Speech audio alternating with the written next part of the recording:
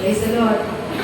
So, tayo po ngayon ay mag-take ng breaking of the bread. Meron po tayo po simpleng slice o kaya nuts. Yan po ay every first Sunday of the month. So, kailangan po natin gawin po kasi yung sabi ni Jesus Christ, habang po siya ay gumaganap ng banal na hapunan with His disciples, ang sabi niya, do this in remembrance of me. Amen. So, kailangan po natin na magpira-piraso ng tinapay dahil yan po ay simbolo ng kanyang katawan at sa kanyang dugo. Amen. Na yan po ang kanyang bilin. Do this in remembrance of me. Ibig sabihin, gagawin po natin yan dahil inaalala po natin ang kanyang ginawa sa cross. Amen. Di po basta-basta ang kanyang ginawa sa cross. Mabigat po yun, masakit, mahapdi, makirot, halos di ka mamatay. Amen. At alam po natin, lahat po yun na pinagdaanan ni Jesus Christ bago po siya napako sa cross. Marami po siyang pinagdaanan na 39 stripes, 39 kapalo, na lagi ko po sinasabi na yung pako, 8 inches long po yun. Tapos yung po pinanghampas kanya, hindi po ordinaryong rado. Kundi ang bawat dulo ng mga bakal na yun ay matutulis, bakal po, pinanghampas sa katawang lupa niya. At lahat po yun, tiniis niya, kapalit ng ating kaligtasan. Tuwing maalala ko yung ginawa ni Jesus Christ, alam niyo kung bakit ako nagbigay na aking buhay sa Diyos. Naninindigan ko kung ako sa aking pananampalataya. When I was still, dalaga pa po ako. Doon po sa aking boarding house sa Makati. Ako pinagbabasa ng Biblia. Dahil kailangan po natin magbasa ng Biblia. Iba po kasi pagka ikaw ang nagbabasa ng Biblia kaysa tinuturuan ka. Kasi, pag nagbabasa ka ng Biblia, ang pagturo mo yung Holy Spirit. Amen. Maramdaman mo, ramdam na ramdam mo ang presensya ng Panginoon. Ramdam na ramdam mo ang pagmamahal ng Diyos. Ang mensahe ng Panginoon, yung sinasabi niya sa iyo, ramdam na ramdam mo. Na pagka yan ay naramdaman mo at gumuhit sa iyo, nabigay ng tatak sa iyo, yun po yung magpapatagumpay sa iyo. Amen. At doon po, pag pinagbabasa, doon po, sa panahon na ipapako na po siya, iyak ako ng iyak. Iyak ako ng iyak. Kasi akalain ko, ang dami kong ginawang kasalanan. Dami kong sinabi masama. Nagpupunta nagsisunod ko. Dami ko po mga sinabi, inisip na masama. Buhay ko masama dahil wala naman po mabuti sa atin. Nung nagiging mabuti naman po tayo, nagiging mabuti tao po tayo nung tayo nakarating kay Kristo. Amen? Amen. Pero the rest of our lives, na wala pa po tayo sa Panginoon, hindi po tayo nagiging mabuti, masama po tayo sa harapan ng Diyos, sa paningin ng Diyos. Puro pasakit po ang ginawa natin, kaluputan sa ginagawa natin sa puso ng Diyos. Amen? Pero kung nakarating tayo kay Kristo, ginawa po nila tayo righteous because of Him. Dahil sa kanyang ginawa, hindi po sa ating ginawa. Amen po ba? Dahil sa ginawa niya sa cross. Dahil sa pag-ibig po ng Kristo. So, nung po nabasa ko po na nagsasuffer na po siya. Nung mga pace ang abon niya. Grabe talaga ang manifestation sa ating buhay. Ngayon, nag-decide talaga ko sa Lord. Palalain mo, ginawa niya yun. Tiniis niya para maligtas ka maligtas ako. Tapos, lahat ng ginawa niya, buhay niya ang kanyang ibinigay. Inalay niya na po sa loob. Amen?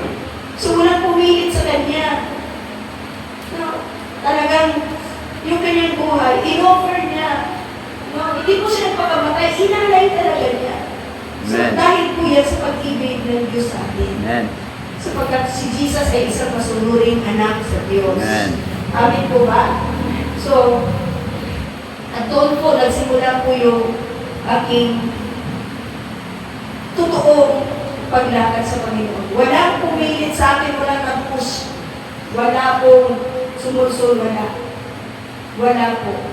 Walang umila sa akin, wala po. Kundi yung pong salita ng Diyos na nangusap sa akin, gumalaw, nag-manifest sa buhay ko, humingi ko sa akin, nagbago sa akin, yun po yung naramdaman ko, naranasan ko, yun po yung nagpupush sa akin. Kaya napakahalaga na in a quiet moments of our lives, dapat magbabasa po tayo ng Bible. Kasi pag nagbabasa po tayo ng Bible, at ito sinasabi, when you are praying, you are talking to God. Amen. You are praying. You are talking to God. But when we are reading our Bible, God is talking to us. Amen. There must be a two-way communication.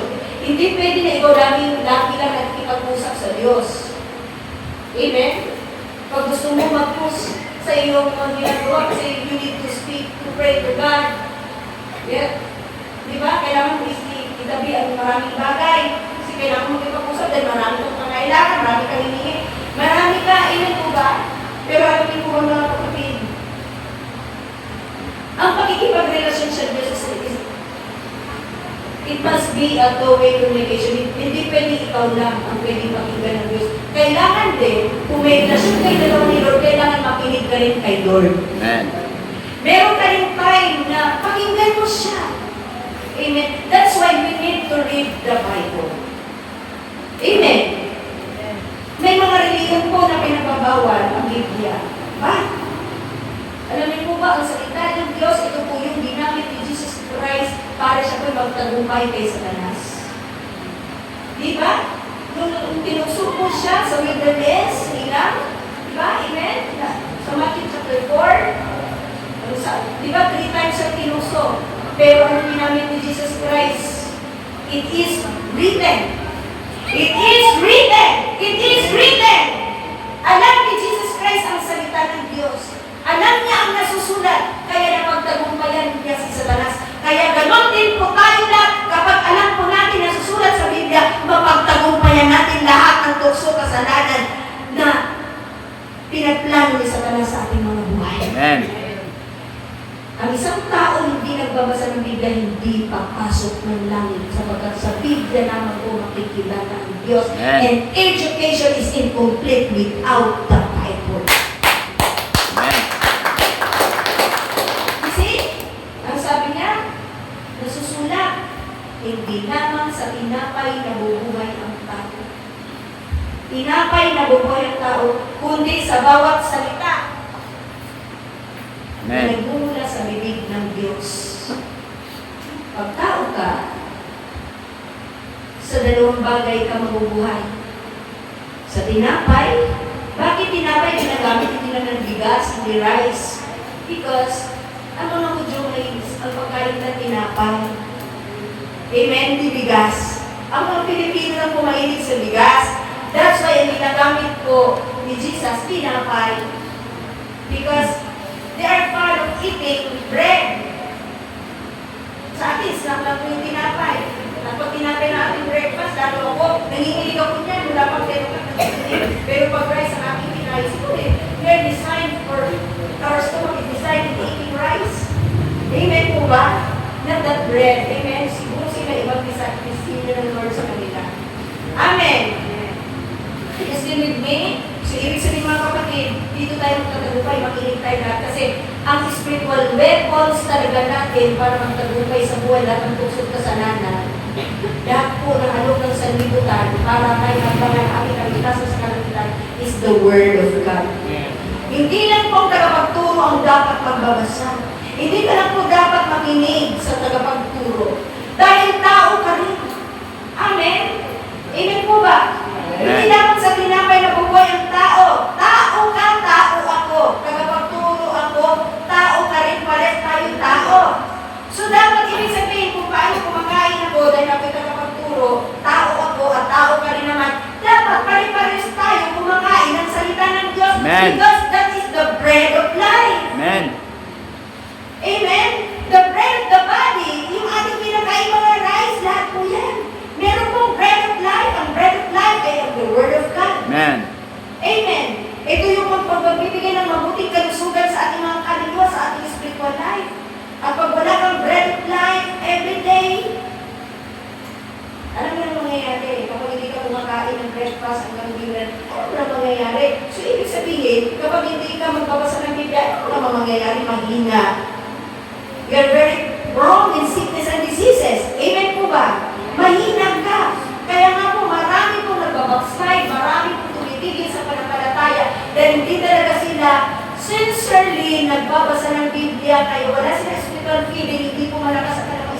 life ang kanilang kaluluwa. That's why mabilis sila maapektuhan pag may problema, pagsubok sa karamdaman, mga persecutions.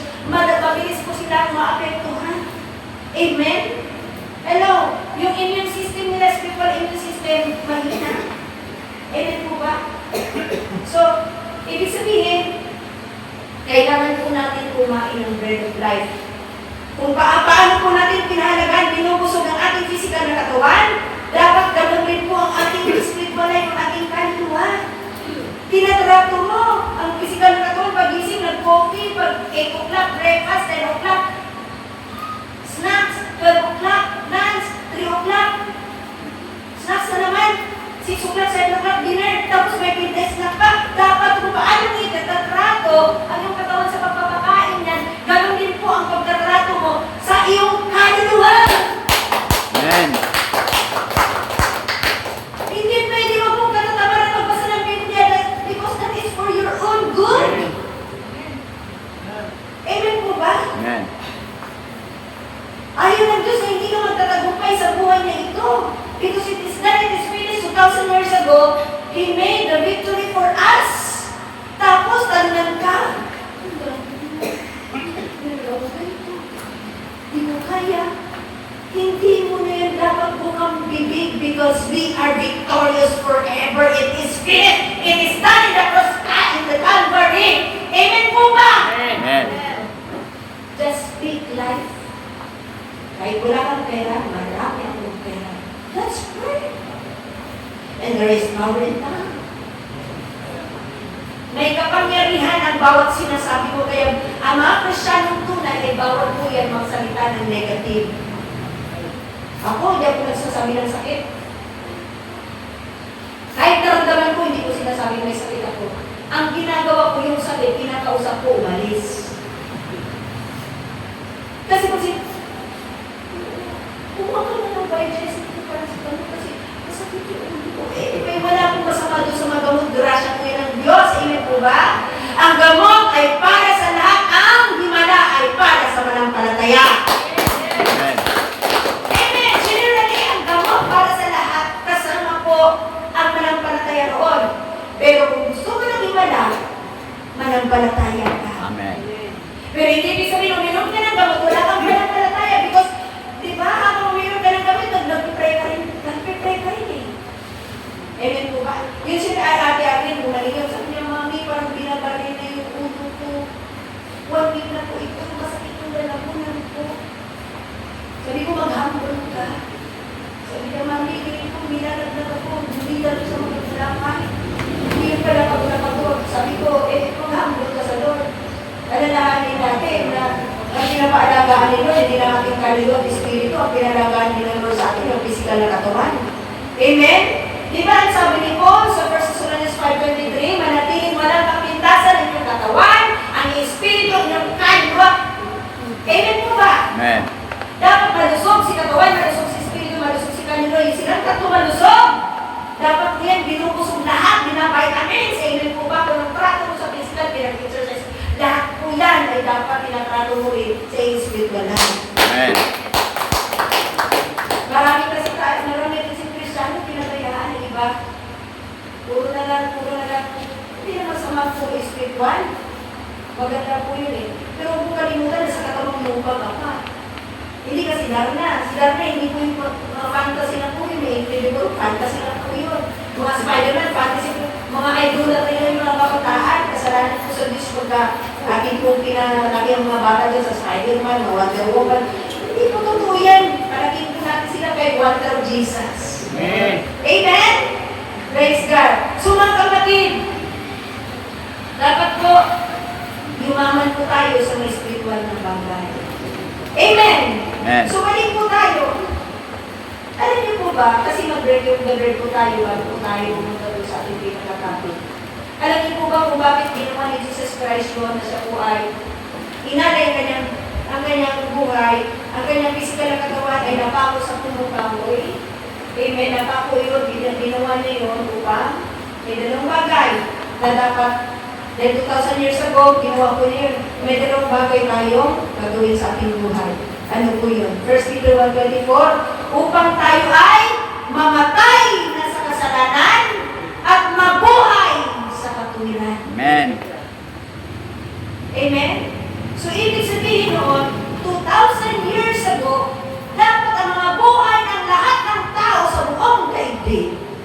ay patay na sa kasalanan.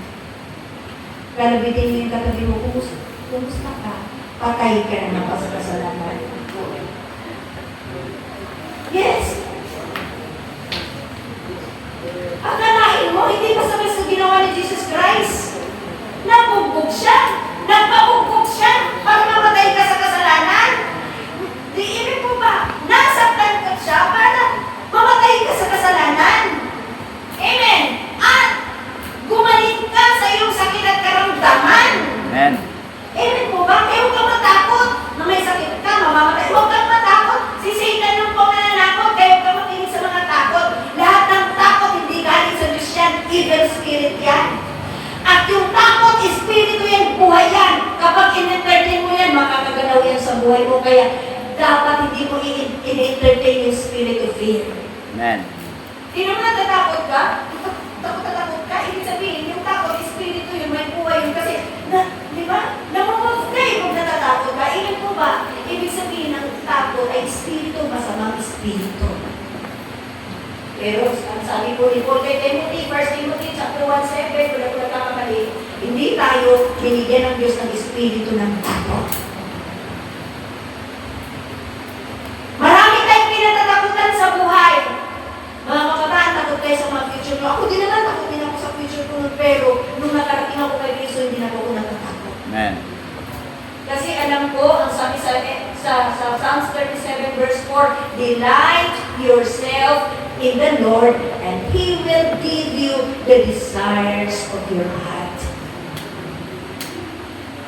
Dalaga pa lang ako, kahit nananalig, kung kahit tulog ako, memorize ko yung verse na yan. At hindi ko lang ni-memorize yan, nilakaran mo ko yan. Amen. Kaya nga, ang buhay ko, hinayaan ko, ipinasaya. No? Sa Diyos ako nagpapasaya. Sabi ko, okay na, eto ba yung pinakasikreto? Delight yourself in the Lord. Sa Diyos ka magpakaligaya. Ang sabi noon, sa Diyos ka magpakaligaya, hindi sa alak, hindi sa bisyo, hindi po sa Amen. pagkada, hindi po sa, sa kasalanan, hindi po sa lapatsa, hindi po sa maraming bagay, kundi sa Diyos, sa mga makalangit na bagay, sa Diyos. Amen po ba? Sa Diyos ka magpakaligaya, hindi sa asawa mo, hindi kanino pa man, bagamat mas. Amen po ba? Amen po ba? Amen po. Yes, sasaya ka sa asawa mo, sa kakinunog ka relasyon mo. Pero hindi, sa Diyos ka magpakaligaya. Amen. Sa Diyos araw-araw yun. Sa Diyos ka magpakaligaya. Delight yourself in the Lord. And He will give you what is in your heart. Ano na sa puso mo? Ano? Ano tinitibok yan? Ang pinapangarap? Ang sikreto, sa Diyos ka magpakaligaya. Sa Diyos, walang kapagod-pagod lahat yan. Nakasalansan na, at habang ikaw'y nag-journey sa habang ikaw nakasunod sa Panginoon, naglalakad sa Panginoon, lahat ng desires ng buhay mo, masasalubong mo. Bakit? Ba't ko nasabi yan? Naranasan ko eh. Amen. Kaya hindi ko kayang ipagpalit ang Diyos sa maraming bagay. Amen. Hindi ko kayang ipagpalit ang Diyos sa maraming tao. Amen. Amen? Dapat dumating tayo sa point ng ating pananampalataya na wala na po tayong katatakutang mawala sa ating buhay kahit sino pa siya. Matakot ka sa buhay kapag Diyos na ang nawala sa iyo. Yes. Ang lahat ng kinatatakutan sa buhay na ito, natakot kang mawala at mawawala ka sa Diyos, lahat yung kinatatakutan mo ay mawawala. Nanaw ko kayo natin na takot kang mawala ng asawa. Kaya kung ano i-request ng asawa mo, huwag ka nang sumamba, mahal. Mahal, kahit tipo, huwag ka nang sumamba, huwag ka nang magturo, mahal. Mamamasyal tayo, may birthday Sunday ngayon. Huwag ka mahal, dahil mahal mo siya. Eh, mamimili ka talaga. Sorry, mahal. Mas mahal ko ang Diyos. Mahal kita, pero mas mahal ko ang Diyos. Amen. Sorry, friend! Salamat sa alok mo. Pero linggo ngayon, naglilingkod ako sa Diyos sa mga panahon na kailangan ng Diyos sa ating mga oras, mas mahal ko ang Diyos. Sorry po. Pero mahal kita, pero mas mahal ko siya. Ilan po ba? Yan. Kaya nga magkakaroon tayo na maraming katampuhan eh. Sa sama mga loob nila, di ba? Sumama ang loob nila, huwag sumama ang loob Amen. nila sa atin. Yan po malaga. Kasi po, alam nyo, kung tayo po ay pinalagan po natin ang pangarap, bagay, tao, profesyon natin, lahat ng yan, wala pong masama na ng bagay yun eh. Pero kung tayo po ay hindi na po nakasunod perfectly sa Lord, yan po ang delikado sa buhay. Yan po. Once na napigati po natin, Ephesians 4:30, ang Holy Spirit, napigati. Yan po ang masaklap sa buhay. Kaya sikapin po natin mga kapatid, anumang mangyari, maghalo pa ang balat sa tinalupan. Maraming nananakot sa atin. See? Maraming, yung isang youth natin, kanina nag-ano ko. Kasi nag-ano ko pa po sa ganito. Nag-ano ko, oo nga, meron nga ng chat. Mami, yung mga kapatid, ay nag-ayos ako ng church. Kaya lang, hindi na po talaga ako pinapayagan ni Tito. Di na, si Maika, di na siya pinapayagan. Kasi, college na, di ba? College na siya. Di na siya pinapayagan. Kahit pagsama sabi ko, ate, manalangin ka, ipaglaban yung kaligtasan mo dahil job mo yan. Job mo yan, pinahadalan ng kaligtasan. Amen? Hindi ko alam ano mga resolution. Kaya mga kapatid, laging sinasabi sa ating mga posts, life is a war. Ang buhay ay labanan. Ay, buhay hindi po yung pera-pera. Amen? Hindi po yung blessing-blessing. Hindi po. Hindi mo pwedeng tapalan si Satanas sa mga ginagawa niya sa buhay mo. Satanas, marami akong pera o huwag mo akong bigyan sa kita. Sa'yo itong pera ko, Satanas. Marami akong pera. Sikat kaya ako, Satanas. Satanas, di ba? Marami akong ginto, marami akong bank account. Satanas, huwag mo akong bigyan ng pagsuko, huwag mo akong bigyan ng problema, ha? Satanas, ang marami akong pera. Hindi po siya madaan sa gano'n. Amen po ba? Hindi mo masabihan si Satanas kung ano mang tinatangkilik ko. Marami kang kutsi ng pamay. Wala masama yan, ha? Do not mess with it. Pero hindi mo yung magagamit kay Satanas yung maraming kayamanan mo. Ang magagamit mo, yung panampalataya mo sa Panginoon sa Kristo. Amen. Amen? Dahil ang sakit at karamdaman madalas, gawa po siya ng masamang espiritu. At hindi mo mabayaran si Satanas para alisin ng pera yung ginagawa niya sa iyo. Ang magpapaalis niya yung power mo na binibigay ng Panginoon sa Kristo sa buhay. Amen. So what is important in life? What is important in life? Ito, ang sabi ni Father God, ito ang hinirang kong anak. Sa Kanya ako nalulugod, makinig kayo sa Kanya. Amen. Kaya sa buhay na ito, ang bilin ng Ama, makinig po tayo sa Panginoon sa Amen. Kristo habang nabubuhay. Walang nakakita sa Ama. Pero pag kilala mo siya, parang nakita mo na ang Diyos. Amen. Amen? Kasi siya ang galing sa langit. Amen. Amen po ba? Siya lamang ang galing sa langit. Siya. Amen. Kaya siya, dyan tayo sa kanya maniniwala sa aral niya. Amen po ba? Hindi po aral ng maraming tao, maraming sikatan niya, mga banal na tao, mga tagapagturo na lihis ang mga buhay. Amen po ba? Maraming nangangaral niya ng salita ng Diyos. Sabi ko nga sabi na, Pastor na, mag-aaral po ako ng Bible School. Brad, wag mo na, alamin mo muna ng Biblia. Basahin mo lahat bago ka mag-Bible School dahil marami pong nag-Bible School, kagaya ng mga kapatid dati sa Mindanao. Pastor na, mag-aaral kami ng nag-aaral sila ng Bible School. Eh, siyempre, nag-guest ako palagi doon. Nung hindi pa sila nag-aaral ng Bible School, hindi sila manginginom ng alak. Nung pagkatapos sila ng Bible School, nasingkero na sila. See? Hindi lahat na nagtuturo ng Bible School ay ginagabayan ng Holy Spirit. Minsan, ang Biblia, ginawa na po nilang head knowledge, ginawa na po nilang parang libro lang ng mathematics, science. Pag ang pag-aaral mo walang guide ng Holy Spirit, hindi ko yan makapagbago ng buhay. Kaya naawa ako doon sa mga kapatiran. Nagiging worldly, nagiging lasinggero, manginginom na ng alak. Kasi nga, hindi na daw bawal uminom ng alak eh. Alam niyo si John the Baptist? Nung pong nagbuntis si Elizabeth, nung ipinanganak po si John the Baptist, hindi po siya tumikim ng alak sapagkat siya po ay nakalaan para sa Diyos. Amen. Lahat na nakalaan para sa Diyos dapat hindi umiinom ng alak. Kagaya ng John the Baptist. Kung inaamin mo sa sarili mo na ikaw ay nakalaan para sa Diyos, dapat hindi ka manginginom ng alak. Amen. Si John the Baptist nabuhay na walang alak. Maraming heroes of faith na buhay, hindi po sila umiinom ng alak. Ngayon sabi nila, ba't sinabi ni Timothy kay Timothy, wag lang tubig ang inumin mo, kundi uminom ka rin ng alak.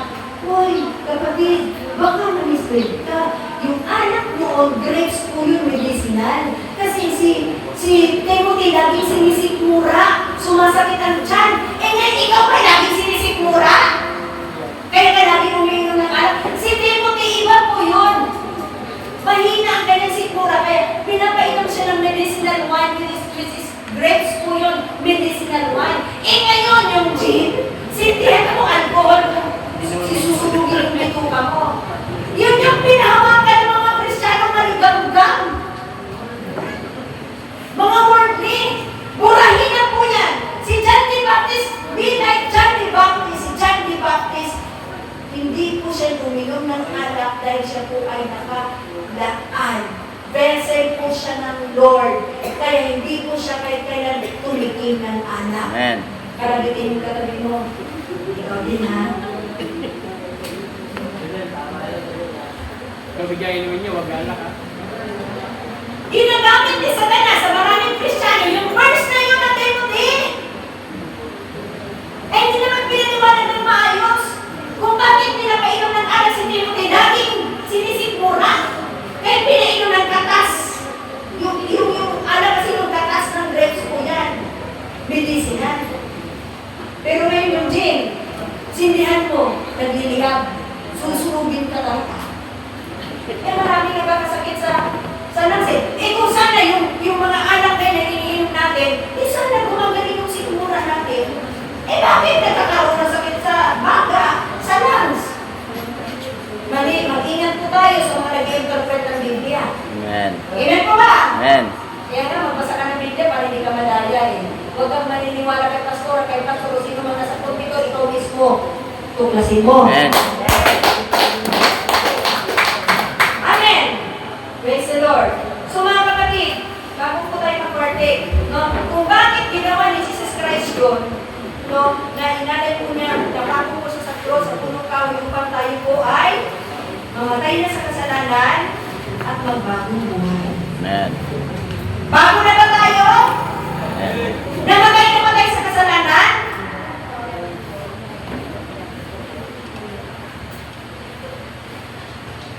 Ang makikita dapat ni Jesus ngayon sa different churches, dapat yung mga babae at lalaki inside the building na yan, na bago na po mga buhay. Amen. At namatay na po sa kasalanan. Amen po ba? Amen. Yan po ang ini-expect ni Jesus Christ sa lahat ng churches sa buong mundo, na sa lahat ng nasa building na yan, lahat ng babae at lalaki na sumasamba sa Kanya, bago na lahat. Patay na sa kasalanan ang lahat. Amen. Amen! Amen po ba? Amen. Galing na ba kayo? Okay. So, proceed po tayo sa ating topic. So, meron na po akong dizinan. Again, makinig po tayo lahat para pakanto natin yung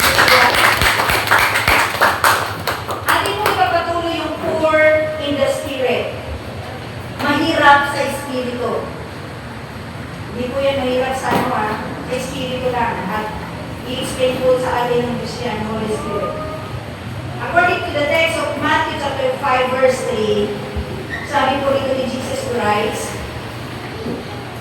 "Blessed are the poor in the spirit."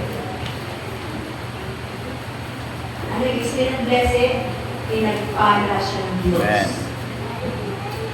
Blessed are the poor in the spirit, for theirs is the kingdom of God.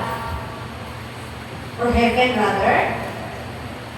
Sa Tagalog, mapalad ang mga dukha sa Espiritu, sapagkat kanila ang kaharian ng langit. Okay, at sa ating po na pag-aralan sa mga nakalipas po ng mga revelations ng Lord, ang poor in the spirit ay ito ka. Ito po yun. Di ba? Kapag ikaw poor in the spirit, ikaw yung pinagpala ng Diyos. Amen. Amen po ba? Ikaw yung pinagpalang nilala. Okay. Ang ibig sabihin ng poor in the spirit, hindi po yung wala kang makain ha, kasi very poor ka. Sa espiritu yan. Kasi paano mo malalaman na provider ang Diyos kung wala kang kinakain. So poor in the spirit, ito po ibig sabihin, no? Doon po sa ating mga hindi pa nakarinig ng aral ito. Ang poor in the spirit is aminado, wala kang makipagmalaki sa Diyos. Amen. Aminado ka na wala kang dapat ipagmalaki sa Diyos kahit anong achievements mo sa buhay. Amen.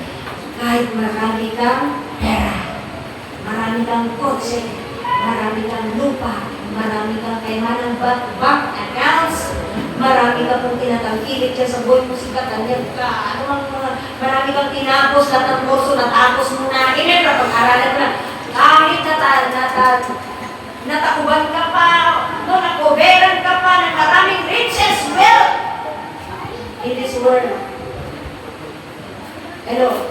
Yung mga achievements mo yan, kahit meron ka niyan lahat, aaminin mo pa rin sa sarili mo na wala kang dapat ipagmalaki sa Diyos dahil ang bagay na yan wala ka naman.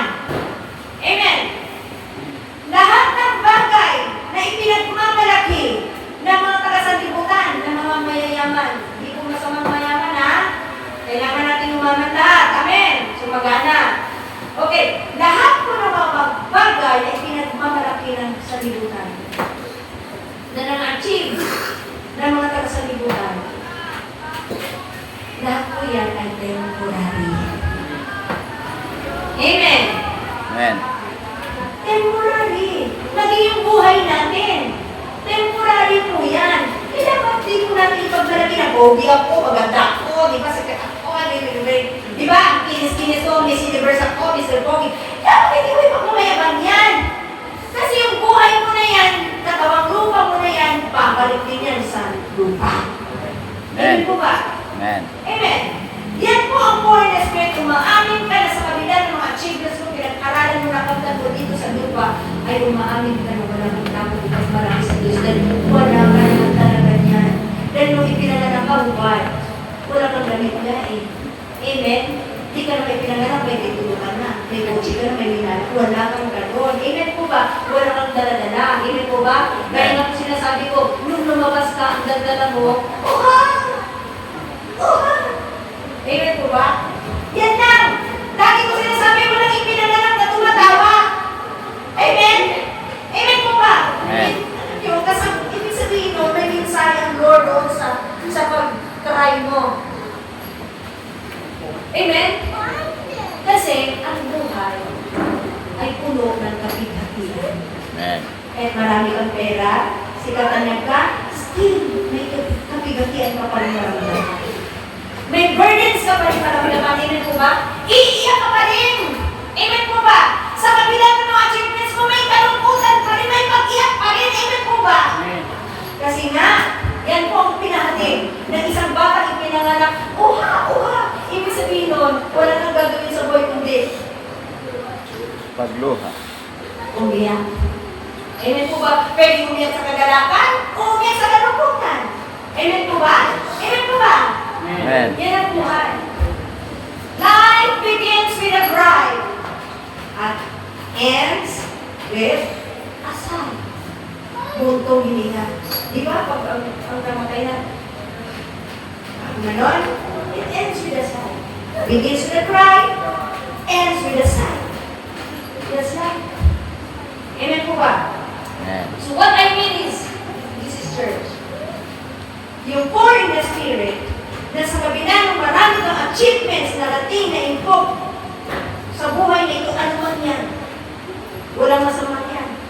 Binigay ng Diyos yan para gamitin mo sa Panginoon. Amen. Itulong mo sa kanyang kingdom. That is planting in heaven. Amen. Lahat ng pera na dumating sa atin, hindi sa atin lahat yan. Meron si Lord yan. Pero bitin mo katabi mo, lahat ng pera na sa'yo, hindi lang lahat yan sa'yo. Meron kay Lord yan, bibigay mo kay Lord. Tama. Dumating ka dito. Sorry ko sa nalita. Dati sabi niya, may pera mo ah. Dapat, pag-offering ka. Kasi lahat ng pera na nasa iyong mga kamay ngayon, binigay ni Lord yan, hindi yan para sa lahat. Amen? Amen. Hello? Yung offering mo, yun ang binhi. Itatagin mo yun kay Lord. Di ba? Pag ang binhi, kinain mo rin, wala nang tutubo. Amen? Binhi yun eh. Tatubuin mo, ibigay mo kay Lord. Amen po ba? Amen? Amen. Praise God. So, more in the spirit, aminado ka, ha? Sa kabila ng maganda ka po, ikas-katanyan ka, mga changes mo sa buhay, na pinagaran. Sa kabila nun, umaamin ka ka rin. Na wala kang dapat ibang malaki. So, ibig sabihin, merong 3 signs po ang poor in the spirit. Una, ito po, hear me, church. Ang poor in the spirit, umaasa lang siya sa Diyos. Amen. Sa kabila ng kanyang mga achievements sa buhay, umaasa lang din siya sa Diyos. Hindi siya umaasa doon sa mga achievements niya. Amen. Church! Maybe sa atin, maraming tayong achievements ngayon. Pero pag poor in the spirit ka, para magiging blessed ka, lahat ng achievements mo, hindi mo dapat inaasahan yan. Amen. Dapat kahit may mga achievements ka sa buhay, pinag-aralan, kayamanan, dapat hindi mo asahan yan, dapat aasa ka pa rin sa Diyos. Amen. Dahil kung aasa ka doon sa mga achievements mo, ayaw ng Diyos yun, tatanggalin na natin para aasa ka sa Diyos. Dahil sa buhay nito, wala kang dapat asahan, wala kang dapat ikabuhay sa buhay nito, kundi mabuhay ka sa Diyos. Amen. Can you notice what? Maraming mayayaman. Hindi sila nakarating kay Lord. Hindi nakakilala kay Lord. Amen po ba? Tingnan mo. Lahat ng achievements nila, lahat ng mga diploma certificates, lahat po ng mga bank accounts, lahat po, nakasikat at katanyagan, kayamanan. Alam nyo? Then umasa sila sa mga achievements nila. Tingnan mo anong nangyari. Isa-isa silang bumababa, nangawala. Bakit? Yan kasi ang tao. Dahil meron na siya, ang galing na, nagmamalaki na sa Diyos. Pero kahit meron ka niyan, purihin ng Panginoon. Meron ka na niyan, mayaman ka na, maganda ka pa, pogi ka pa, may matas pang pinag-aralan mo, pero umaasa ka pa rin sa Diyos, hindi ka nagmamalaki, ay, purihin ng Panginoon na pagpapalan ko. Amen. Amen! Amen. Ano mo natin, church? So, church, ang 3 signs na poor in the spirit of isang tao, dagdagan po ito natin, take up na po natin. Kahit meron siya, yan lahat sa buhay. Umaasa pa rin siya sa Diyos. Ganun ba tayo? Baka someday, mayaman na kayo lahat, Kalimutan niya si Lord, ay mag-ingkong. I have everything in my life. Meron ako. I don't lack nothing. Meron ako. Ano po ba yan? Amen? Pagdating ng panahon, pinasagana kayo ng Panginoon. Dahil pasasaganahin kayo ng Panginoon. Bakit? Dahil gusto niya kayong gamitin sa kanyang karya ng mga financer. Mag-finance kayo ng gospel. Amen po ba? So yun po ang sign. One of the sign na for the Spirit. So, number 2, humble ka. Walang yaman. Amen? Sa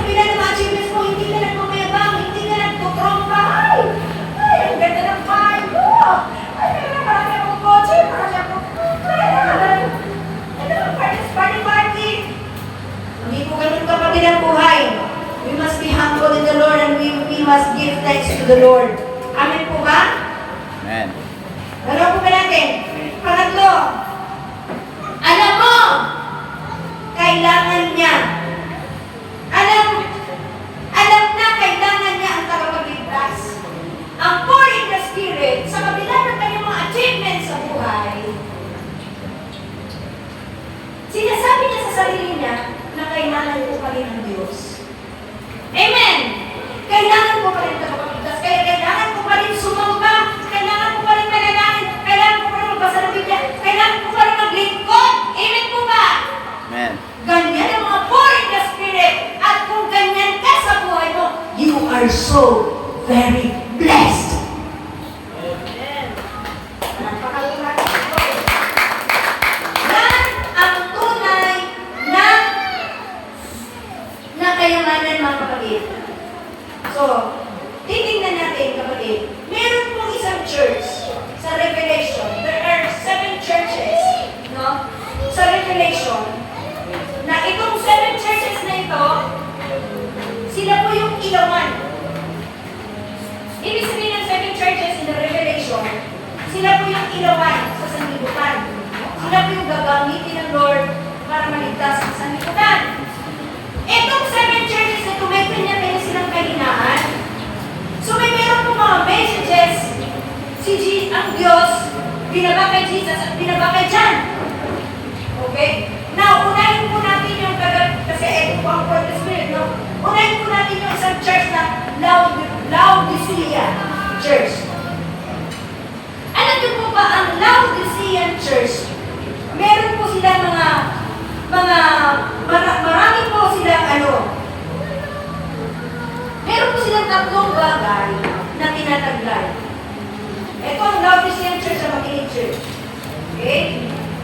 Ang Laodicean Church ay mayamang church. Ibig sabihin, mayamang syudad ang Laodicea.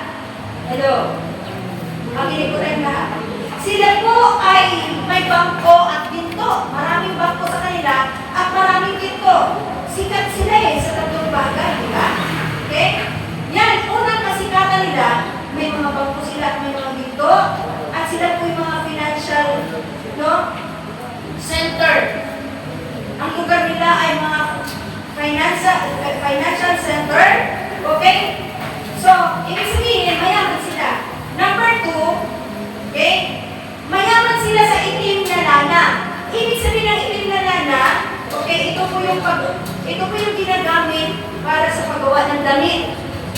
Okay? So, number 3, eye salve. Mayaman po sila sa eye salve. Ito po'y gamot sa mata mula sa medical school nila. Church, ito po yung Laodicean Church.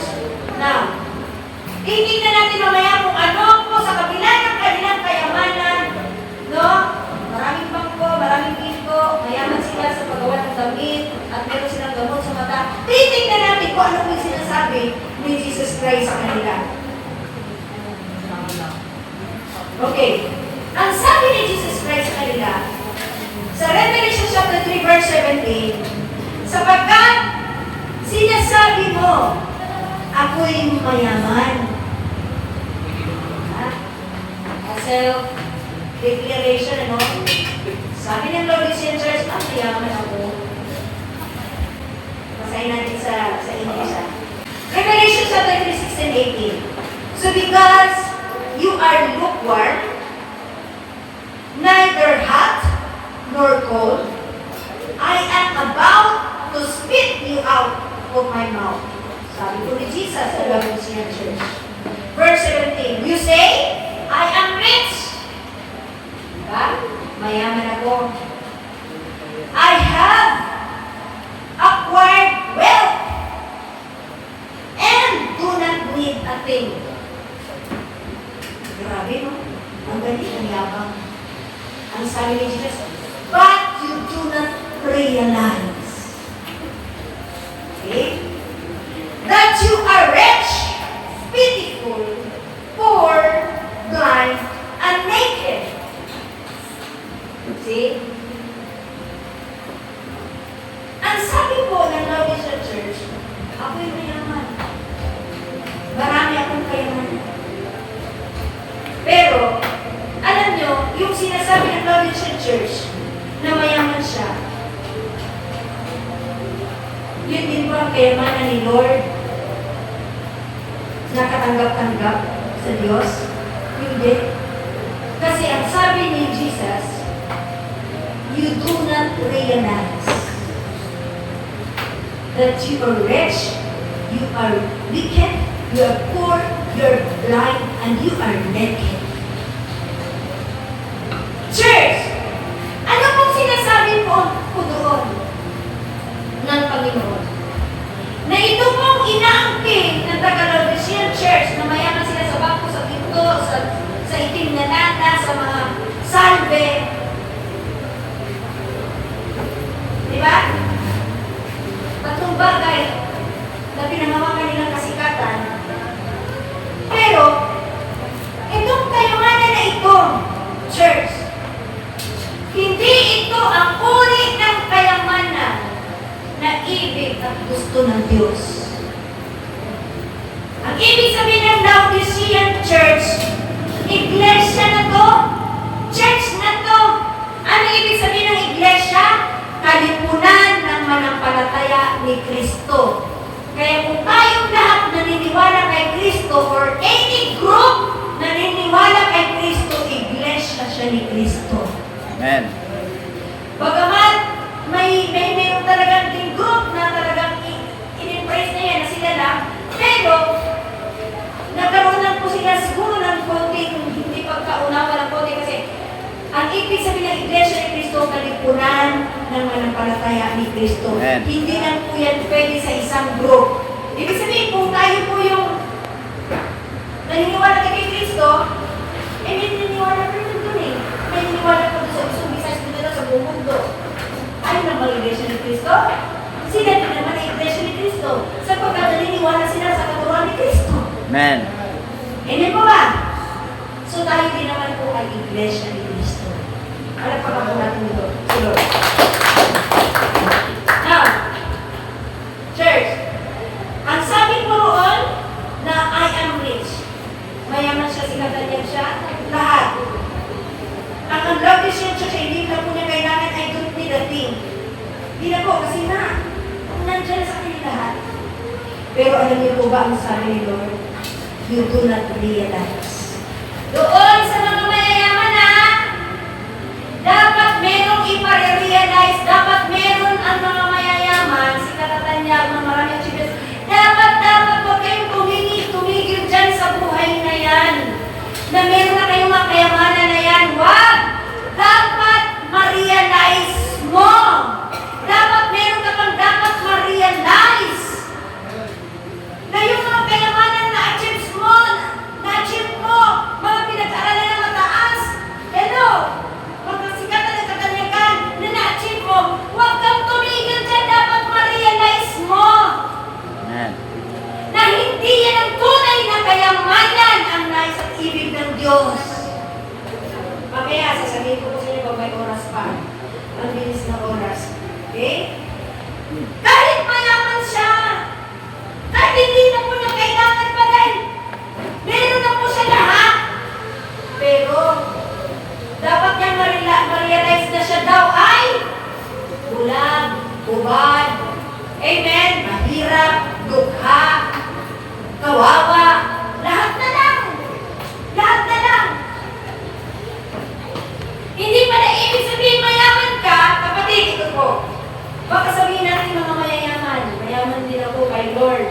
Marami kasing mayayaman.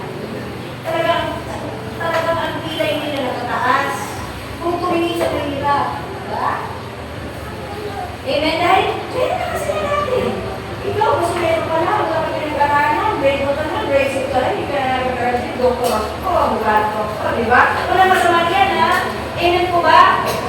Magsika, pag-aralan na, para maging doktor nila abogado. Amen po ba? Abogado ng Kristyano, doktor ng Kristyano. Amen po ba? Gusto ni Lord yun. Amen po ba? Ngayon, pag nakafocus ka lang dyan sa kayamanan mo, hindi yan ang tunay na kayamanan. Kasi yung kayamanan na ipinagmamalaki ng mga mayayaman, hindi po nila lahat. Dahil meron mo ng mga mayayaman na Kristiyano, mababait, mga ambon. Amen? Malapakan natin sa kayo, mga mayayaman na ambon. Ito, mga mayayaman na ambon. Amen! Praise God. Gagamitin sila ng Panginoon para sa gawain ng Panginoon. Amen po ba? Praise God. Doon po sa mga mayayaman na wala sa pananampalataya, amen, na wala kay Kristo, sila po yung mga bulag, kawawa, hubad. Amen? Kasi nga po, ang kanilang pusong kaisipan ay nandoon lang sa kayamanan na yun. But, they have to realize.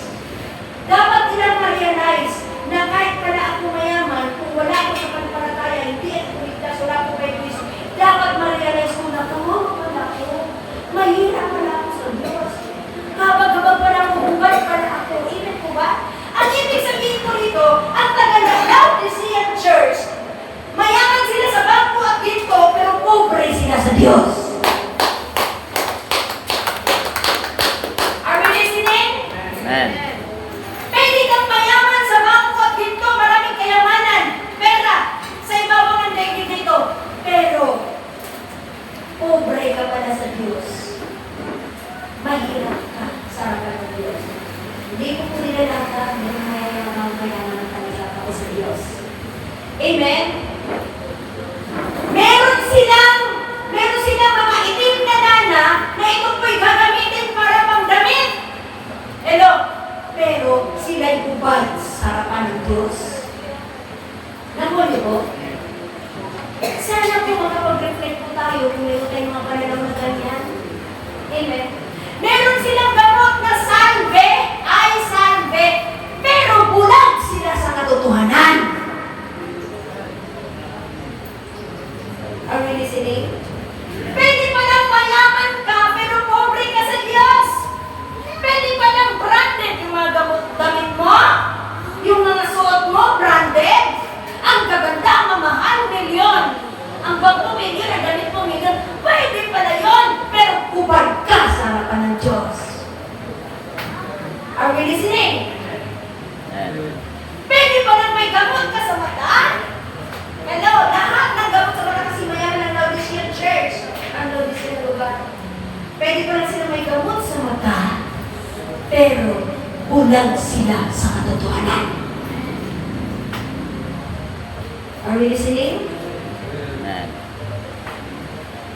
Pwede pala na maraming tao sa buong daigdig, maraming pobre sa harapan ng Diyos, kahit sa kabila ng kanilang magagandang achievements sa buhay. Huwag mo silang kaiigitan. Amen. Huwag mo silang gayahin tularan. Amen po ba? Bagamat walang masamang yumaman.